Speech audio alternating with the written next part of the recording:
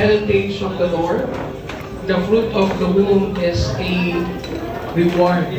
Sabi niya po doon, yung word po niya is the fruit and also a reward.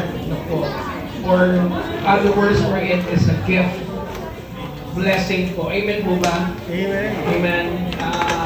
It's a blessing because bihira po or ilan po ang marahil ay napagkakalooban na magkaroon po ng tinatawag na anak. At maliwanag po sinasabi sa talata po ng salita ng Diyos, it's a heritage. So, when we say heritage, it's also what we call a treasure.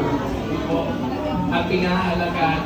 And Rania, silang dalawa, mag-partner, it's their good gesture para po ihandog or i-dedicate. So, siguro, you'll be asking why we, as a Christian, why we do dedication.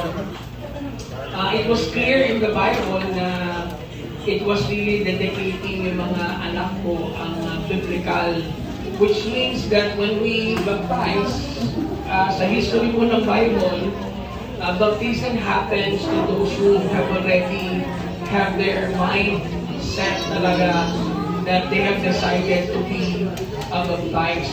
But in the Bible, even Jesus Christ Himself is a good example na kung saan po ay inihandog. So, this gathering is more dun po sa kagalakan marahil na tayo magkatipon, but more of that, it's more of being a good steward. Maging mabuting katiwala. Ako po ay nagkaanak after 6 to 7 years. Aking mga anak nandiyan, malaki-laki na.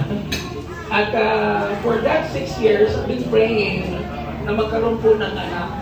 At dumating sa point na sabi namin, if you would allow to give us a gift, siguro that's the moment that God has answered our prayer. So we call her Chiara, means clear.